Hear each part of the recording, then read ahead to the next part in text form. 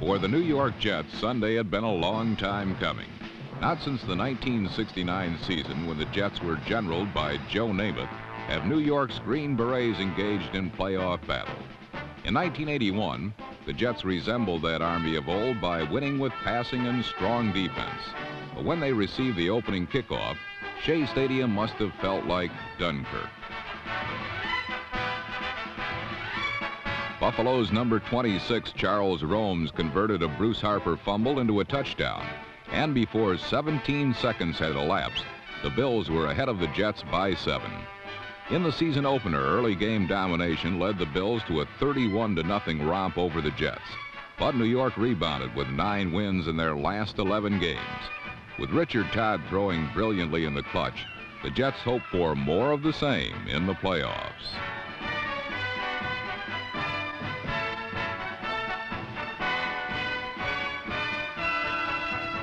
Unfortunately for Todd and the Jets, they faced a Buffalo defense that allowed the fewest passing yards in the AFC. By shuffling as many as 6 defensive backs into the lineup, Buffalo forced Todd to throw into difficult coverage. And number 28, Rufus Bess, came away with one of 2 Bills interceptions in the first half. Like the Jets, the Bills are also a team that has succeeded behind their quarterback, as Buffalo's Joe Ferguson set a team record with 3,600 yards in 1981. With the Bill defense affording him numerous possessions, Ferguson immediately took to the air.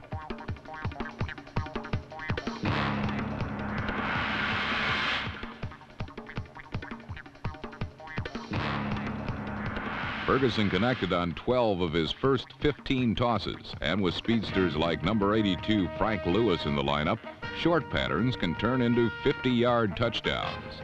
Lewis gave Buffalo their second touchdown by finding the seam in the secondary and then exploding by his competition.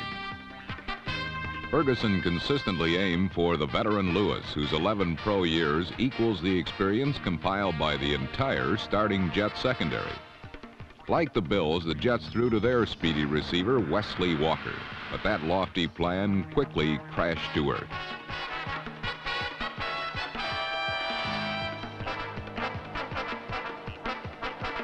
Walker's drop pass denied the Jets a scoring opportunity, and Jet misfortune also arose on defense. Number 99, Mark Gastineau, is a major stockholder in the New York Sack Exchange, whose fierce pass rush challenged the solid walls of Fort Knox. Gastineau did manage to get to Ferguson, but instead of falling on top of the ball, Gastineau unwisely tried to take the ball on the run.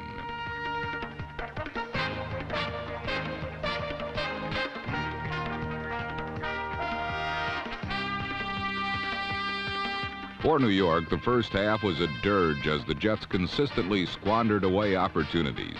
Meanwhile, the Bills simply moved along, singing that cheery refrain, Ferguson to Lewis.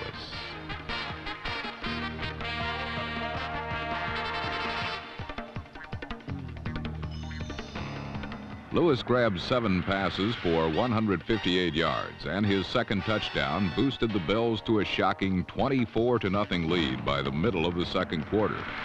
Fans feared a blowout, but those skeptics showed little faith in the comeback spirit that got New York to the playoffs.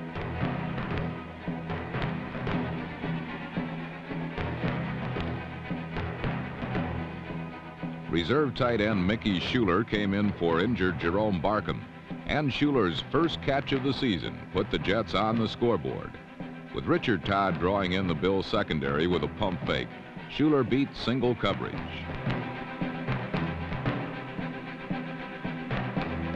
Schuler's touchdown made the score 24-7 with 2 minutes left in the first half. But instead of running out the clock, Buffalo elected to try for another score, a decision Jet linebacker Greg Buttle made regrettable. Buttle's interception brought the ball to the Buffalo 16 and gave the Jets an opportunity to get back into contention. The Jet offense was stonewalled on the next 2 plays. And on third down, Todd again tested the Bills with his reserve tight end.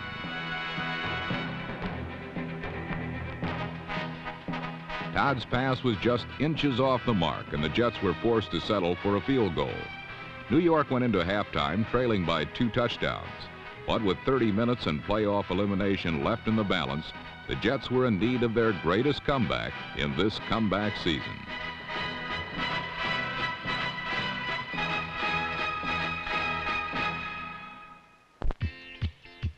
For the first half of play, Joe Ferguson's 211 yards passing had taken advantage of 3 Jet turnovers and built a 14-point Buffalo lead. The obvious strategy: stick with what you do best, put the ball in the air. But an aroused New York pass rush turned the turnover tables the Jets' way.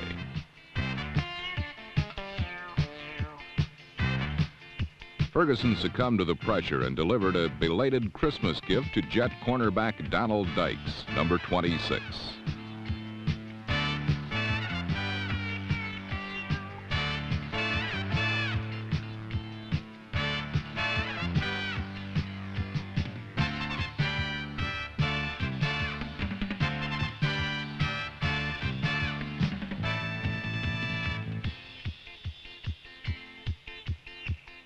It was Dykes' only interception of the year, but one of 3 interceptions Joe Ferguson threw in the second half.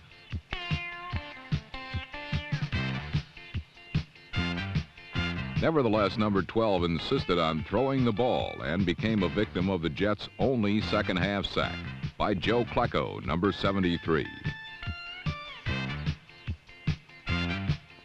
It was the New York Sack Exchange's final transaction of the season.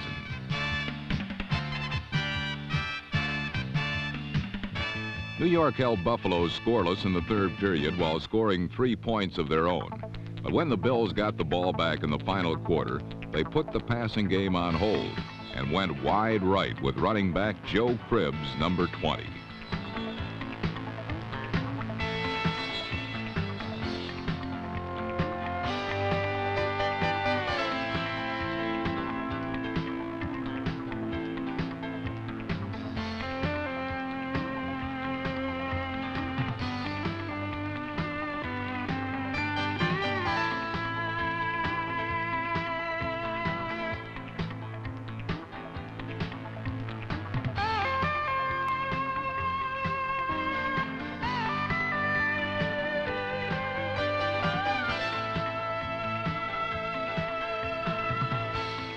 Cribbs used his speed to get outside, then won the 45-yard dash to the goal line to stretch the Bill lead to 31-13.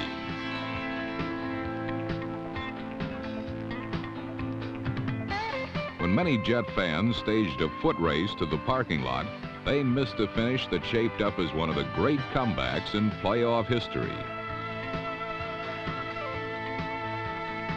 In the final 10 minutes, the Jets reeled off 30 plays to the Bills' 7. 1 from Richard Todd to Bobby Jones, number 89. The 30-yard touchdown pass cut the Buffalo lead to 31-20 with 7 minutes remaining. New York scored quickly on their next possession. Instrumental in the drive, tight end Mickey Schuler, number 82.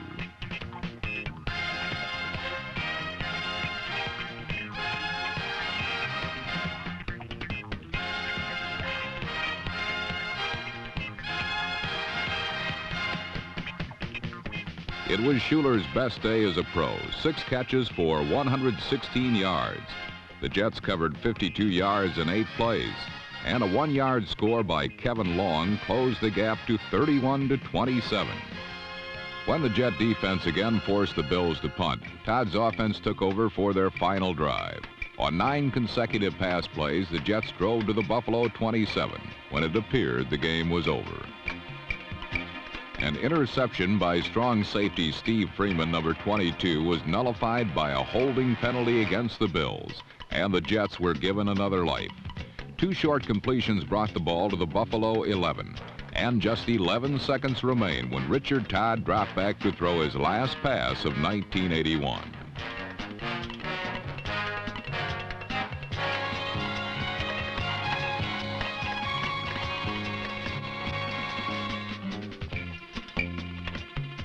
Safety Bill Simpson made the big play when it had to be made, putting an end to the Jets' astonishing fourth-quarter surge.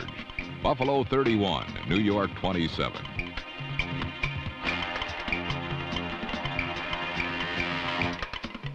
The Jets almost wrote a great American classic. For them, it was an unfinished novel. But the Bills liked the way it ended and plan a sequel this Sunday in Cincinnati, where they take on the Bengals in the next chapter of the 1981 playoff story.